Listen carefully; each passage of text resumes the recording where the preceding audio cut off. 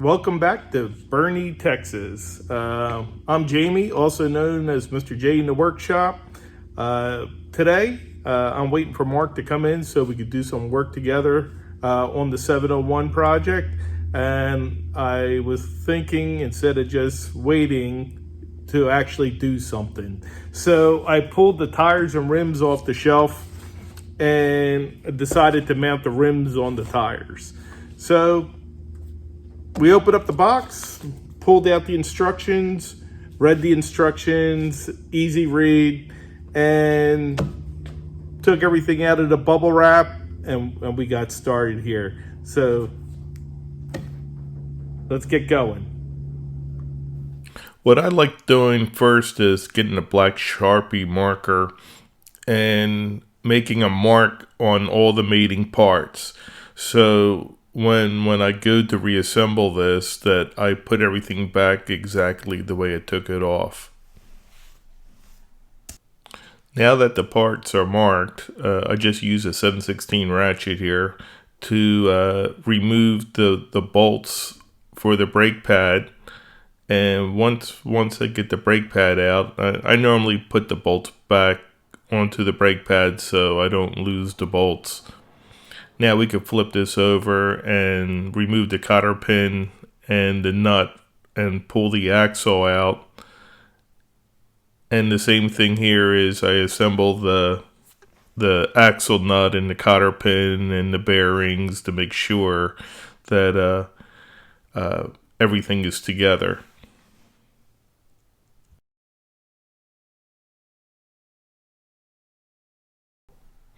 So the next step here will be removing the brake rotor. You do this with a 5/32 Allen wrench, and I'm using a regular Allen wrench with a little pipe for a braking bar.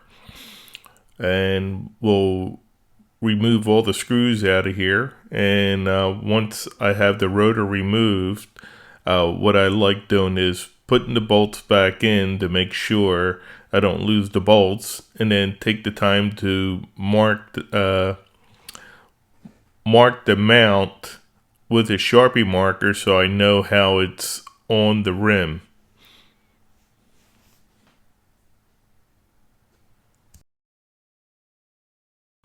So the next step will be flipping the rim over and marking the bolt torque sequence on the rim. This is the same sequence I use for torquing, but it's also the same sequence I use for removing the bolts.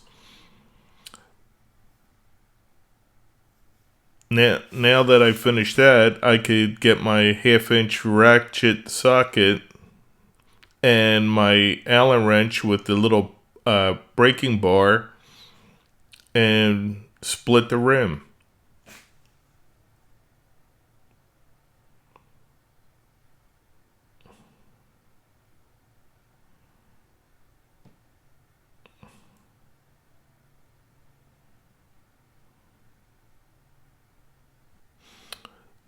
Now that we have the rim apart, should take time and look at it closely and make sure there's no scratches or dents that may cause the rim to leak. This is a tubeless tire, so it's not going to have a tube in it, so any scratch or dent that causes the rim not to seal, it will leak. So this is time to find that.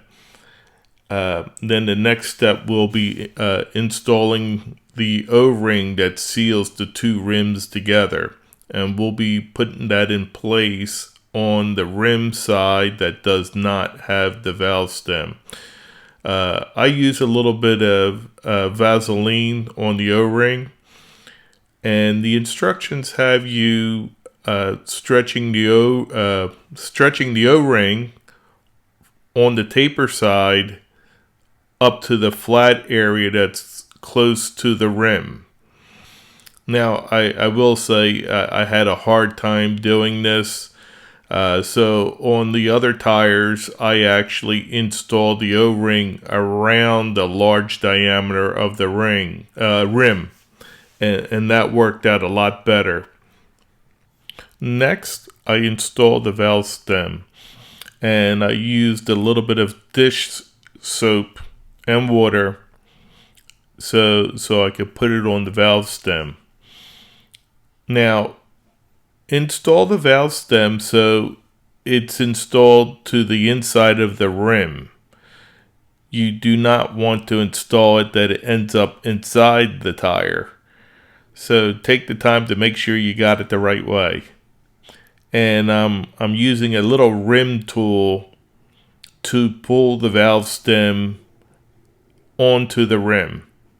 And it went on pretty easy with the dish soap.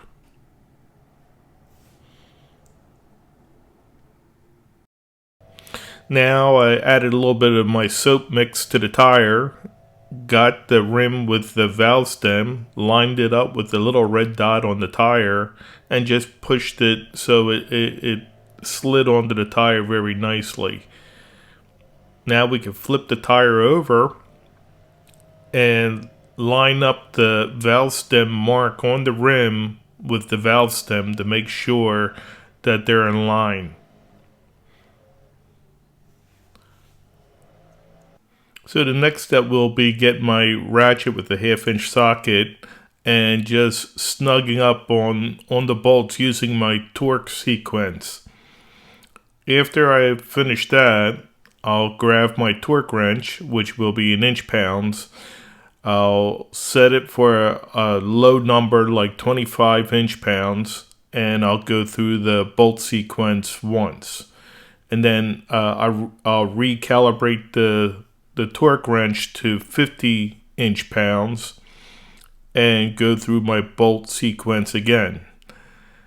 Then I'll move it up to 75 inch-pounds, go through my torque spec again,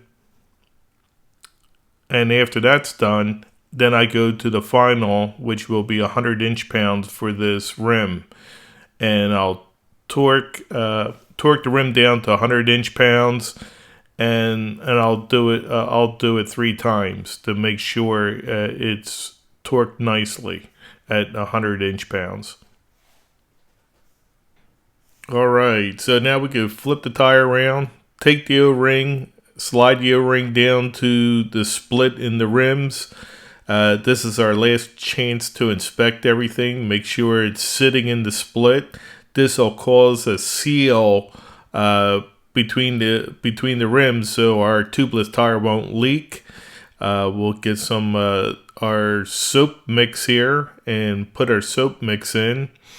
I like using a ratchet strap on the outside of the tire. By tightening up on the ratchet, it pulls the tire onto the rim enough that when I add air to it, it'll allow the tire to expand onto the rim.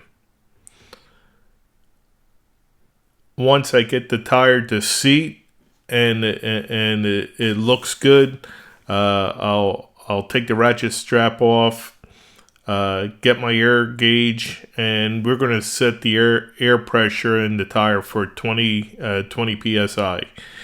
And that's it. We got our tire set. Well, I hope you found this video helpful. If so, give us a thumbs up.